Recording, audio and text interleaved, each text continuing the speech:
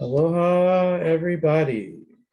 This is Tiggy Maximus with Tiggy Maximus Talks, episode 8. Wanted to make some predictions about UFC Vegas 57, which is happening on Saturday. 12 fights on the card. Let's get into it. Yeah, as I give these predictions, you could use these to make money off of these predictions here. And I would say I got most of these, more than half of them right. So, roll the dice with my picks here. So let's start with the first fight of the night. We got, let's see, we got Frey versus Demopoulos. Frey is the favorite in this one. If I had to choose, I would say Frey is going to win this fight. The next fight after that is actually Batista versus Kelleher. And Batista is the favorite in this one.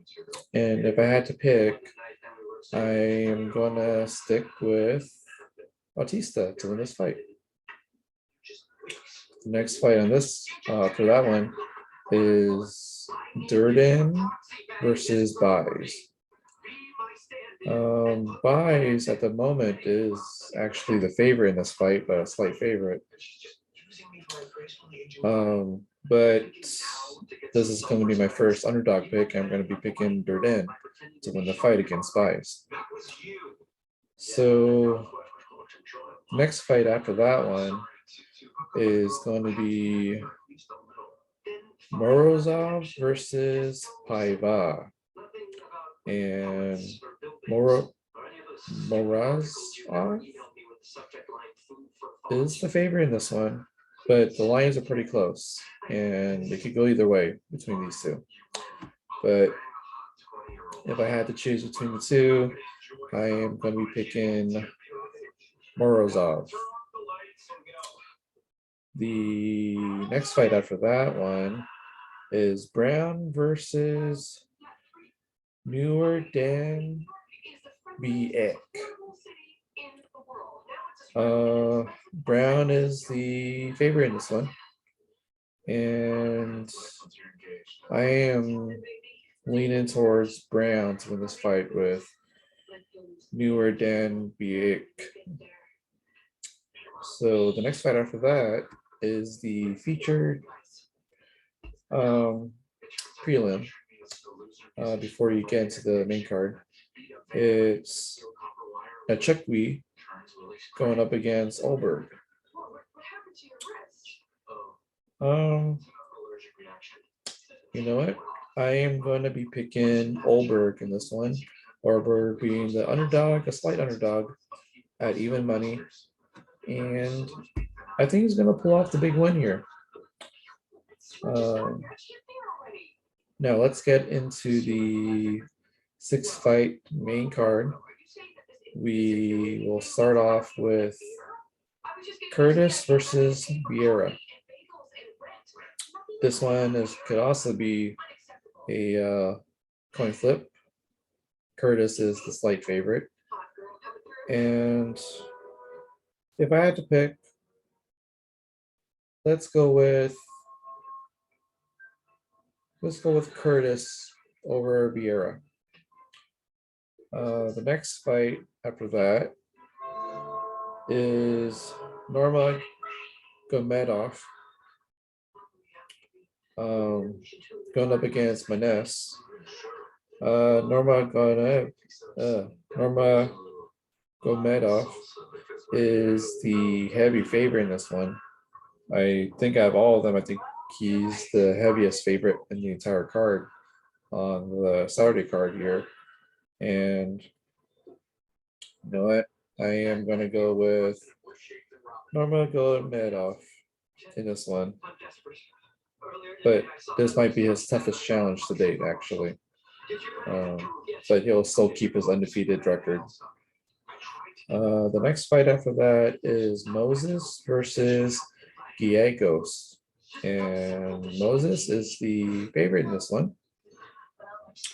If I had to pick, I'm going to pick Moses to win this one. What else here? The next fight after that, it is Bandits versus Parisian. And Bandits is the slight favorite in this one. And if I had to pick between the two, I'm leaning towards picking Bandits to win the fight. Now the fight after that is the co-main event. The co-main event, we got Rachmanov going up against Neil Magny. Rachmanov is the favorite in this one, the second heavy favorite of this card, I believe so. Double checking here. Yes, he is the second heavy favorite. So I've seen Neil Magny win some good fights, and he is coming in with a 26-9 record. Purely a striker, really. He relies on his jab. I don't see a lot of work with wrestling or jiu-jitsu or anything, so I must have missed those if he did.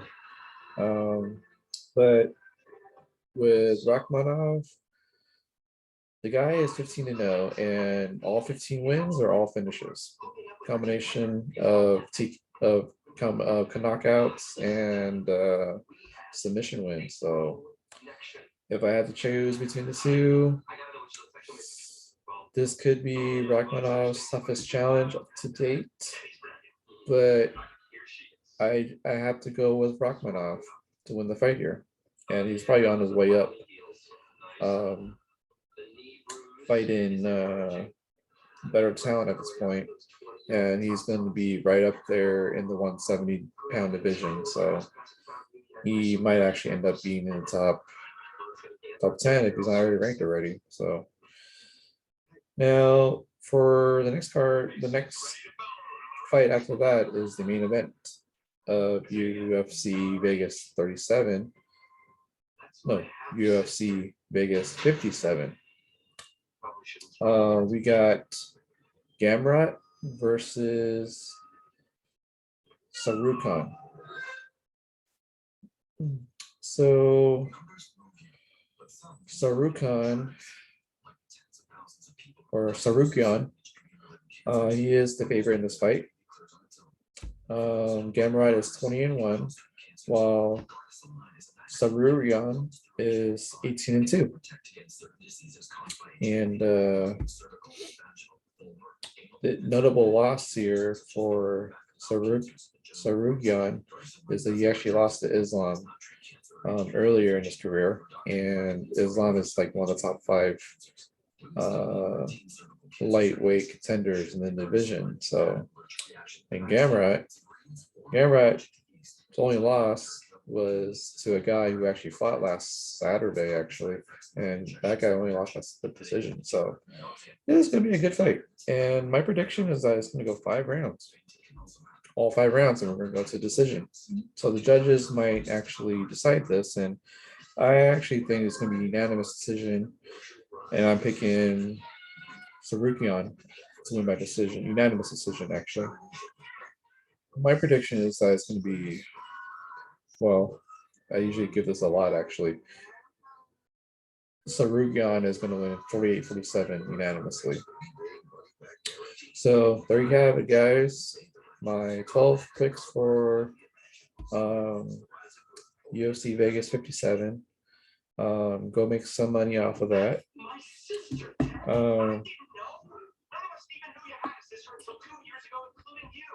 So I would like to also transition over to the Stanley Cup Finals. Game 5 had just concluded today. The 2-time defending Stanley Cup champions, the Tampa Bay Lightning, survived today by winning 3-2 They did score within 7 minutes left in the game, and that proved to be a game-winning goal. And they won it in Colorado. So Colorado Avalanche are still ahead in the best of 7 series for the Stanley Cup Championship. 3-2. So game 6 is going to be on Sunday night in Tampa Bay. So hopefully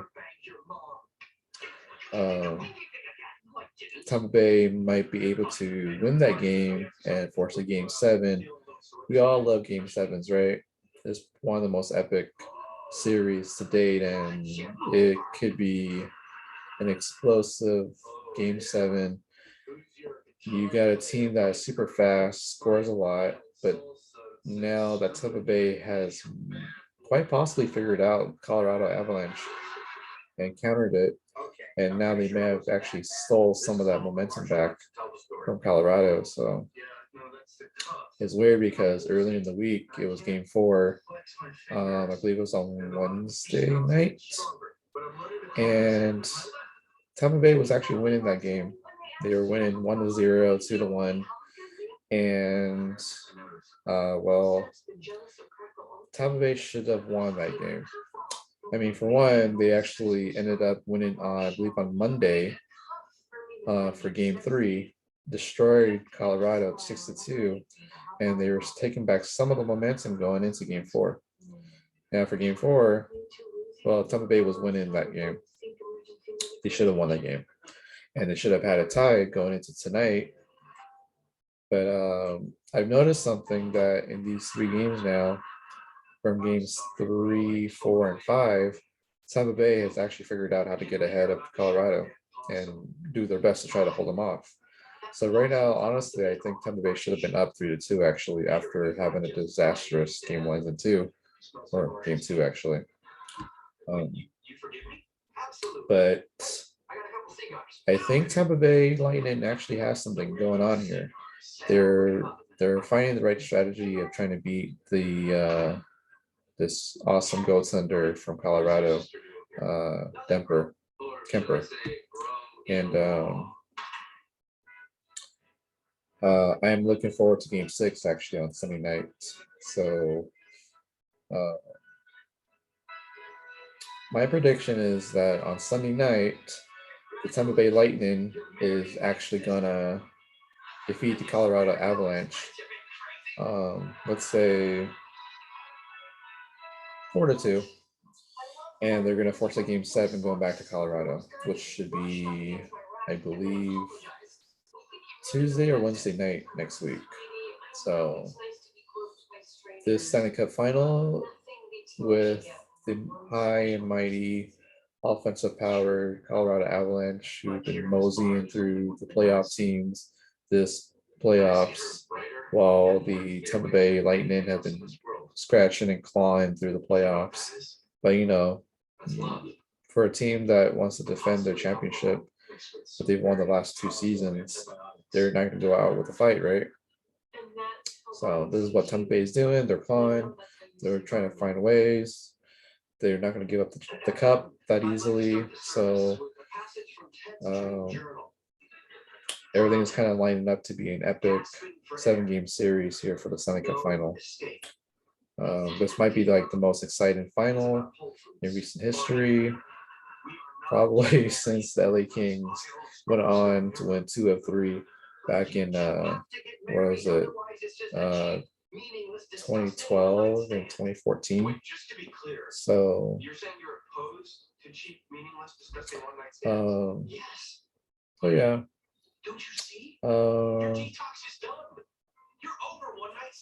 I might have mentioned in the last episode that the NBA Finals had concluded actually with the Golden State Warriors winning the NBA championship, their 7th championship. They won some when they were in Philadelphia.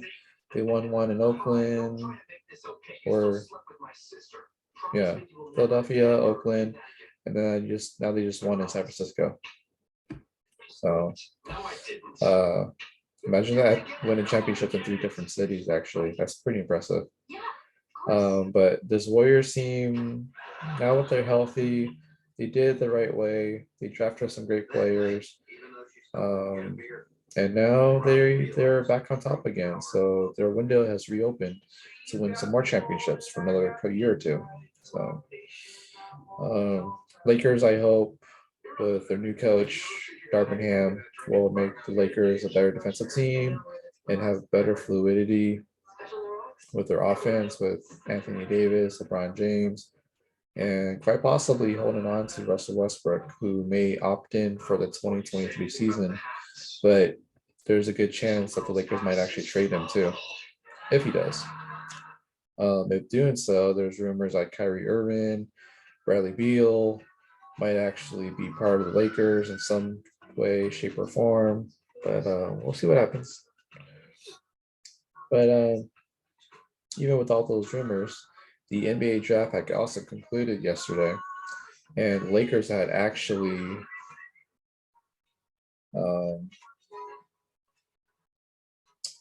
the Lakers had actually traded back into the NBA draft, and the Lakers got Max Christie, a guard from Michigan State, and I think the Lakers, they might have something going. It's a start, better than just having an overly paid, way over the salary cap Lakers team. The Lakers might be able to, get some pieces, decent pieces on the team for 2023. Starting with the rookies, they also signed Scottie Pippen Jr., who went undrafted actually. He had a two-way contract. So Scottie Pippen Jr. might be spending some time in the G League and also spend some time on the main roster in the NBA. So for the Lakers, and hopefully everything comes together. It'll be nice to have a good mix, balance of offense and defense for this team. And you can only go up from here, right? So hopefully the Lakers might be a contender for 2023. Might slow down the Golden State Warriors. Might be able to slow down the Milwaukee Bucks, the Miami Heat, Boston Celtics, Philadelphia 76ers, Brooklyn Nets. Even slowing down like teams like the Memphis Grizzlies and Denver Nuggets, the Phoenix Suns, Dallas Mavericks. So hopefully the Lakers will hang in there with the best of them. So, well, see what happens with that. I'll be tuning in. In other news, Sonica Padres doing pretty well, hanging in there, battling for first place with the Los Angeles Dodgers. The Sonica Padres, I think they're 45 and 45 and 28, I believe. So they have the second most wins in the National League, behind the number one seed of the National League, the New York Mets, and the Padres have the third most wins in all of Major League Baseball, behind not only the New York Mets, but they also behind the New York Yankees. So they got their offense going, they got their pitching going. There are some little bumps, hiccups with the pitching rotation though, and that's with Blake Snell. He's not doing so great. We've seen some hiccups with Mackenzie Gore, but he actually did pretty well tonight against the Phillies.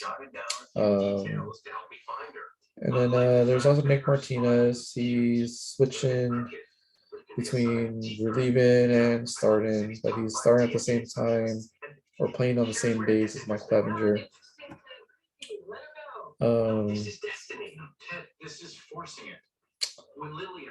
So the Padres actually won tonight, 1-0.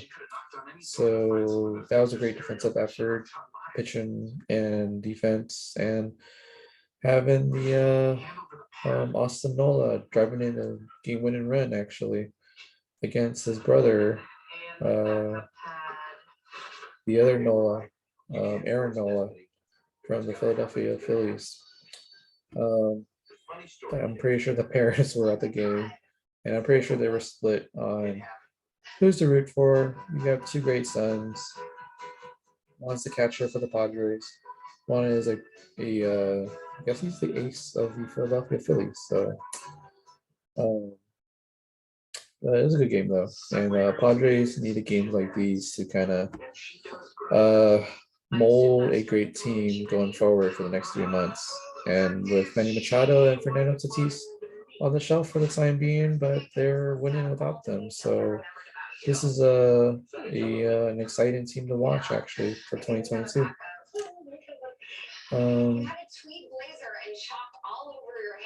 So we also have oh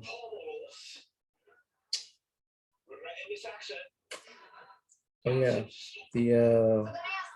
the National Lacrosse League Championship between the Colorado Mammoth and the Buffalo Bandits, and they concluded last Saturday, in Buffalo.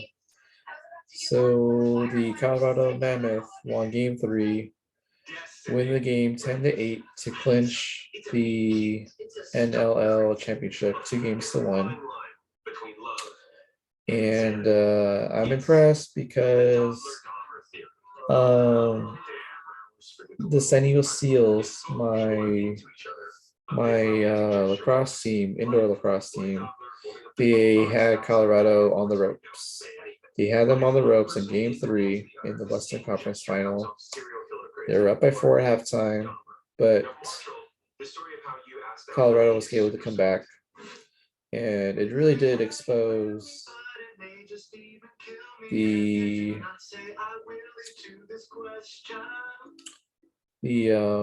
goalies for the San Diego Seals, which just shows that with some tweaks on defense, but when it comes down to the goalies, the San Diego Seals do need to upgrade at goalie. Yeah, I've seen this in a previous game I've gone to, and then I went to the 2 playoff games this season, and it was the same story in all 3 games. It is the same goalie I've seen, and I believe that we need a new goalie because. Oh wow, that was a big yawn. So yeah, going back to that, the San Diego Seals needs a new goalie. I believe they do. It might be the key to winning the championship in the NLL. So hopefully that will be done in the near future or this off season actually. So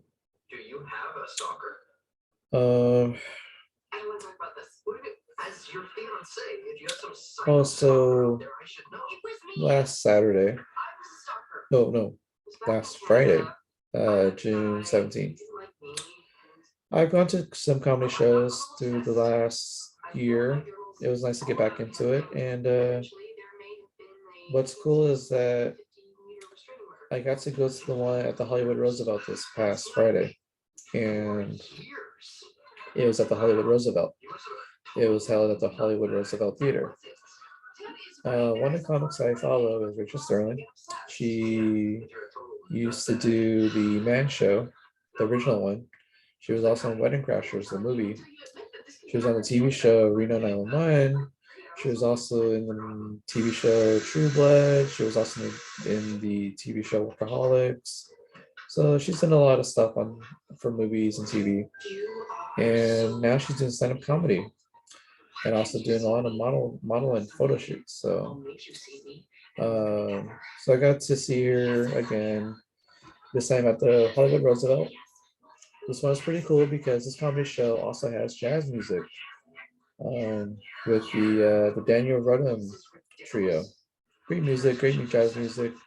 They provided jazz music in between comedians, between their acts. So, and what's cool is that they were actually part of the comedy act for a few comics actually. So,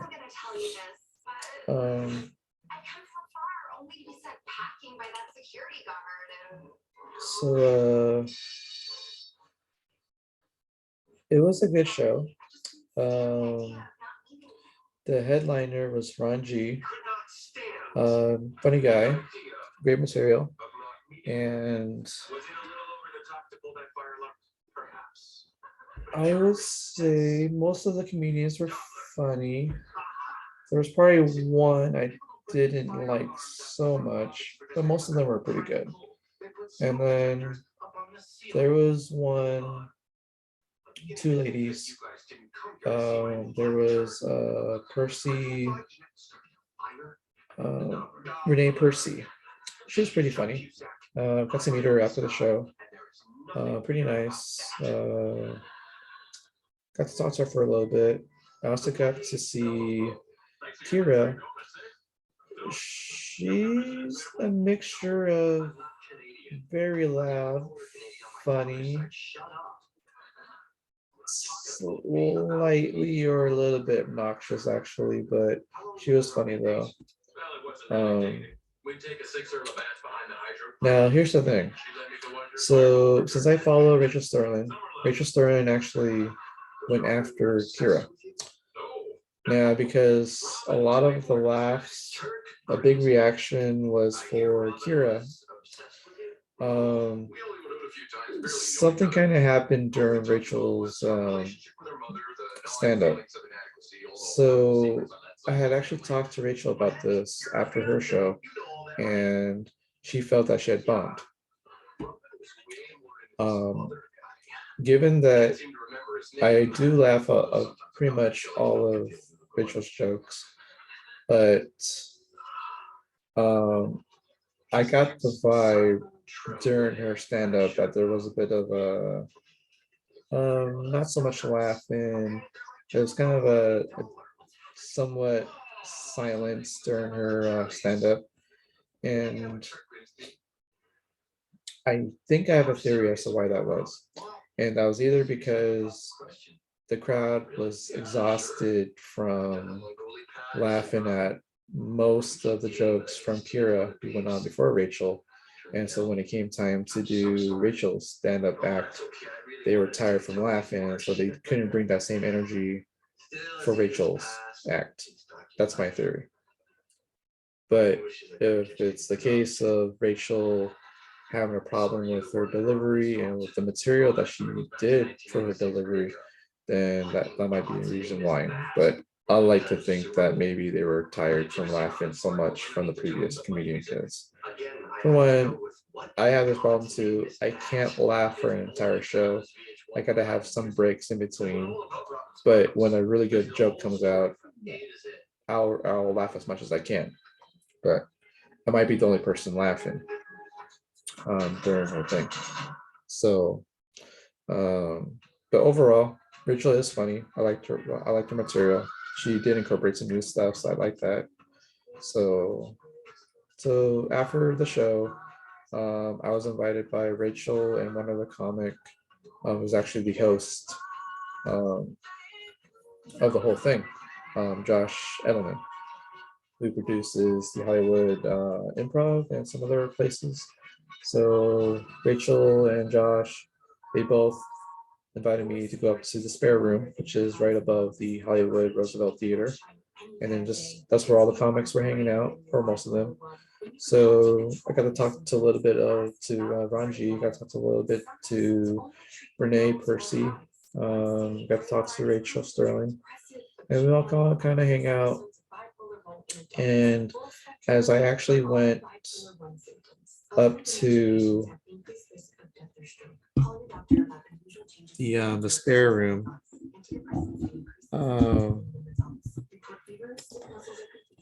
as I went to the spare room, I got to hang out with a few of the comics and got to get to know them a little better.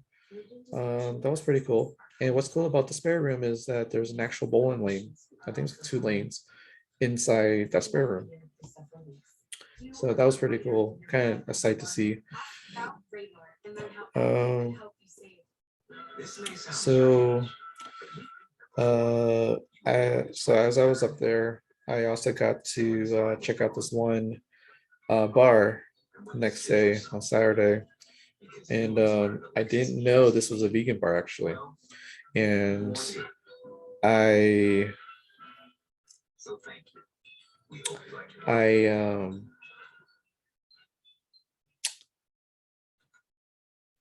everything on the menu except for one item, it was a beer, was a vegan item. So most of the beer was actually vegan except for one. But all the food was vegan. So tried out their Buddha Bowl. It was really good. I also tried out their poor man's Korean barbecue. That was good too. Um, the staff was mostly great. I would actually come back to that. And it was weird as I didn't even know there was a vegan bar. So but I'm glad I went. So knowing that downtown LA has a bar like that, I think I would go again. Um, so the following day, Sunday, um, I I went to two places before I started heading back to San Diego. I did stop by the MoCA, which is the Museum of Contemporary Art. It is also in downtown LA. It's across from the Broad Museum. Um, just so you know, guys, both museums are free admission. So um, so a lot of great art at the MoCA. Um, there was a haunted house display. Great artwork for that haunted house from the exterior and the interior. There was two very tall statues. That was amazing to see.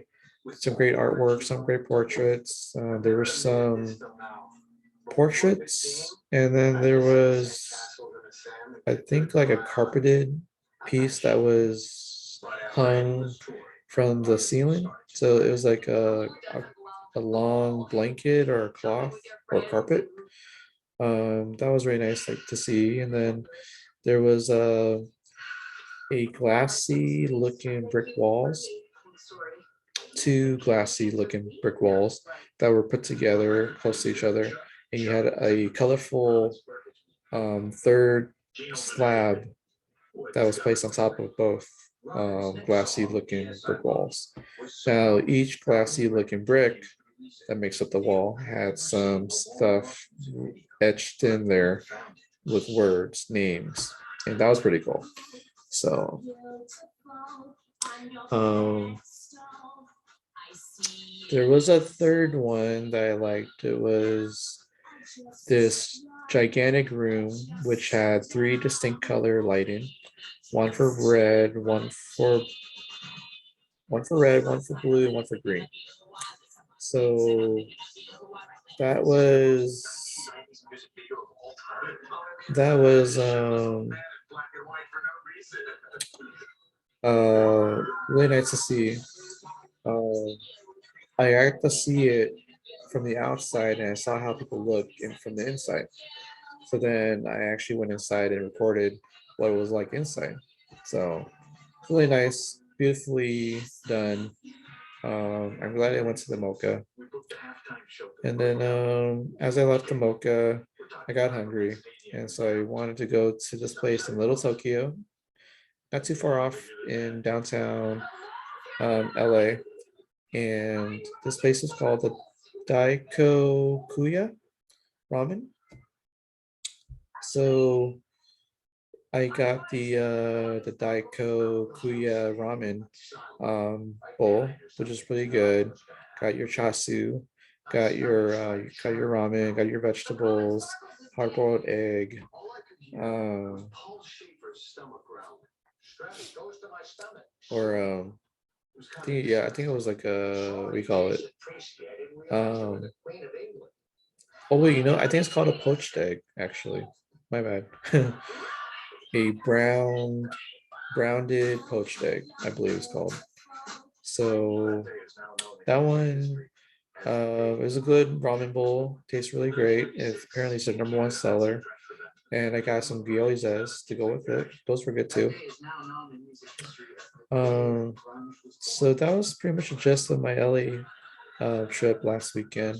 The comedy show, the ramen place, the museum, the bar. Um, um, I did go to another comedy show on Monday. This was at the Grand El Cajon. Um, the headliner was Rachel Sterling again, and she had a longer set, so it's good to see, good to hear that she had more materials to work with, and I liked her new material. Um, the crowd was probably only laughing mostly for Rachel Sterling because I can tell from the rest of the comedians for um, most of the jokes that were dished out, they did not get a lot of laughter. May not have been well received. So I think this crowd was very, very, very chill, but they're not receptive the whole night for most of the comics. So I did get to meet some comics. I think it was one comic named Connor, one comic named Ellis. Um, there was, I think, Jeff Hay. Well, I think he was the host of the comedy night. They get to talk to Benji Reyes. He's everywhere in San Diego. He's a pretty funny guy. Also got to talk a little bit to Mikey Perry, funny guy too. I've seen him work together with Benji. So most of their jokes, I thought they were funny, but the crowd around me, I don't think they were not receptive to most of these jokes. So it was kind of a dead crowd, actually, in my opinion, other than for Rachel Sterling, but mostly for most of the comics, just a dead crowd. So um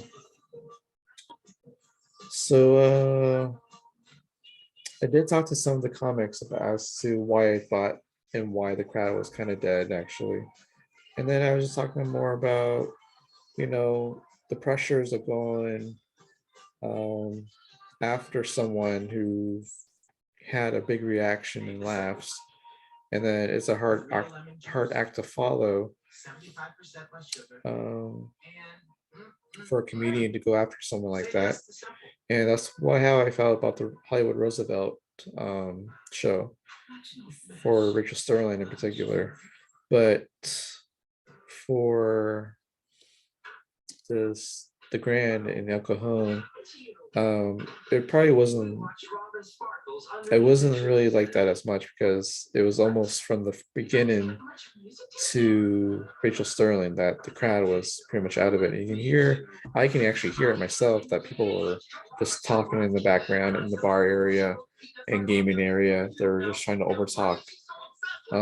talk over the comedians. So I know that probably bothered the comedians to be hearing stuff in the back that is at the same level as the comedians talking at their level. So, um, so I am going to go to another show Saturday night. It's going to be at the Mission Brewery. This will be my first time listening to Jiao Ying Summers. She runs and produces her own comedy shows in not only San Diego, but also I guess in California, LA, and also I guess she did some stints over in other states too, even New York. So I'm kind of excited to see her act, and Rachel Sterling is also there too. So should be a fun Saturday. And then because the Stanley Cup is also Sunday as well, it should be a fun weekend. Also, I'll see some UFC fights before I head out for the comedy show. Well, well, guys, that's enough for me. This is Tiggy Maximus signing off, and be safe, everybody, and have a fun weekend. Talk to you guys later. Bye.